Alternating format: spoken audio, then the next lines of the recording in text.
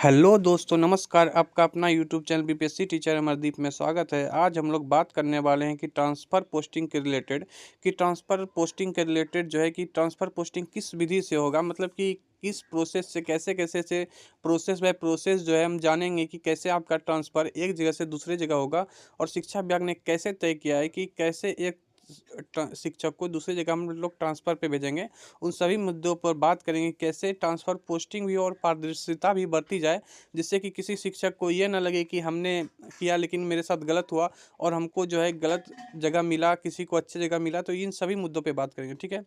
तो transfer posting में मुख्यालय से जिलों को शिक्षकों का नाम नहीं बल्कि कोड जारी किया जाएगा। मतलब कि कहने का मतलब ये शिक्षक का नाम नहीं जाएगा, शिक्षक का कोड जाएगा, जिससे क्या होगा कि यह मुख्यालय से आवेदन सबमिट करने वाले अधिकारियों को भी नहीं पता होगा। मतलब कि अधिकारियों को भी नहीं पता होगा कि किस शिक्षक का कोड है, किसका नाम है। ये किसी को गोपनीयता पूर्ण रूप से है, ये किसी को नहीं पता चलेगा, ठीक है। ना ही जिले के अधिकारियों को उस कोड से संबंधित शिक्षक की पहचान मिलेगी, ना ही जिले से उस अधिकारियों को, डीओ स्तर के अधिकारियों को भी उस जो है शिक्षक की पहचान नहीं मिलेगी, जिससे क्या होगा कि गोपनीयता पूरी तरीके से बढ़ती जाएगी और पारदर्शिता 100% होगा। ट्रांसफर पोस्टिंग के लिए बनाए गए नए सॉफ्टवेयर के माध्यम से यह प्रक्रिया होगी। अगले सप्ताह से इसके लिए जिलों को कोड भेजा जाना शुरू होने की संभावना है। तो अगला सप्ताह से जो है सभी जिलों को कोड भेजना स्टार्ट कर दिया जाएगा। शिक्षकों के स्थानांतरण के लिए सभी जिलों से आवेदन मांगा गया था। विभाग की निर्धारित गाइडलाइन के तहत आवेदनों की स्क्रूटनी को लेकर राज्य में 18 अधिकारियों की कमेटी बनाई गई है। यह कमेटी जिन आवेदनों के नियम के तहत ठीक पाएगी उन्हीं ही जिलों को भेजेगी। मतलब कि ऐसे शिक्षक जो पूर्ण रूप से सही हैं, उनको कोई फर्जी नहीं है, उन पे कोई जांच नहीं बैठा है या उन पे कोई विभागीय कार्रवाई नहीं होगा, तो उन्हीं लोगों का जो है शिक्षा विभाग जो है वो कोड भेजना जिला को स्टार्ट कर देगा। और फिर ये कोड भेजने के बाद जो है उन सभी शिक्षकों का ट्रांसफ़र के लिए आवेदन आए, स्कूल अलॉटमेंट किया जाएगा, ठीक है।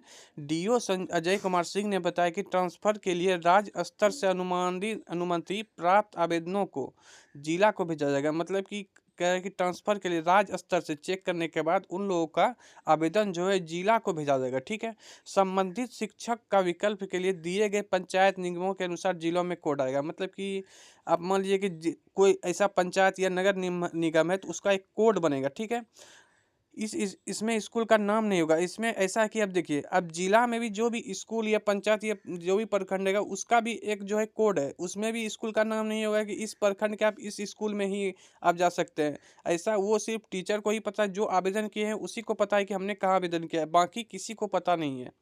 उसके बाद विद्यालयों की रिक्ति के आधार पर ही ट्रांसफ़र होगा। अब विद्यालय में जितना सीट होगा उसी के आधार पे, अगर आपके सब्जेक्ट का सीट होगा वहाँ पे तो आपका ट्रांसफ़र होगा, अन्यथा दूसरे जिले में या फिर दूसरे प्रखंड में किया जाए। मुजफ्फरपुर जिले में एग्जाम्पल के लिए ले रहे हैं, 3,000 से अधिक रिक्ति है। डीओ की ने कहा कि प्राथमिकता के आधार पर जैसे जैसे आवेदन आएगा, पदस्थापन कर आगे के आवेदन पर भी वही प्रक्रिया अपनाई जाएगी। संबंधित शिक्षक के लिए दिए गए नियम या पंचायत में विद्यालय में रिक्ति नहीं है तो उसे दूसरे विकल्प वाले जिले में भेजा जाएगा। पदस्थापन की प्रक्रिया होने के बाद ही कोर्ट की जगह पर शिक्षक का नाम है। तो ये क्लियर है दोस्तों कि जब आपका पदस्थापन हो जाएगा, ट्रांसफ़र हो जाएगा, तब आपका नाम आएगा कि हाँ आपका ये नाम है और आपका इस स्कूल में ट्रांसफ़र हुआ है, ठीक है। और अन्यथा ऐसे जो है कि ये लास्ट तक जो है कि ये गोपनीयता बना रहेगा, जिससे क्या होगा कि दोस्तों कि जो भी टीचर के मन में किसी भी तरह का ये नहीं रहेगा भाव कि मेरे साथ गलत हुआ है। 100% पारदर्शिता बढ़ता जाएगा, जिससे कि हर शिक्षक जो है सेटिस्फाइड होंगे।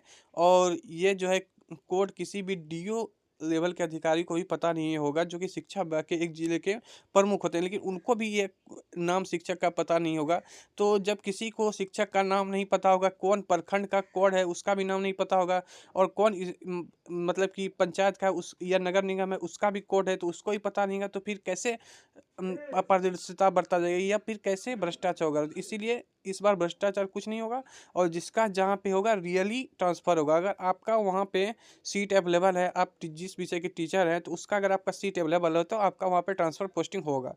अब देखिए प्रॉब्लम कहाँ आ सकती है, उन मुद्दों पे हम लोग भी बात करेंगे। मनचाही पोस्टिंग नहीं मिलने पर इनकार से फंस सकता है मामला। अगर मनचाहा पोस्टिंग किसी को नहीं मिला तो फंस सकता है मामला।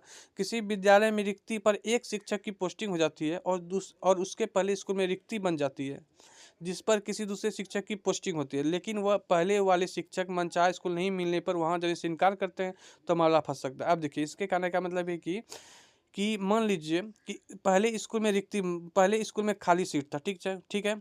जिस पर किसी दूसरे शिक्षक का पोस्टिंग हो गया, ठीक है? मान लीजिए कि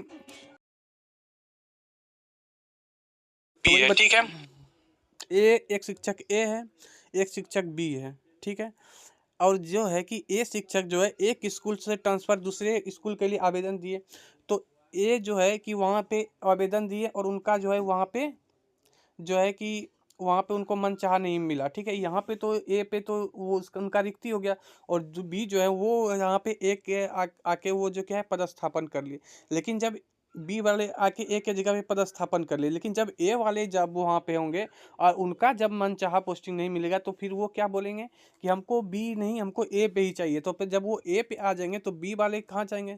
तो यही प्रॉब्लम होने वाला है। तो देखिए, एसीएस महोदय इन सभी पे विचार करेंगे कि कैसे किसी को भी कोई तकलीफ ना हो।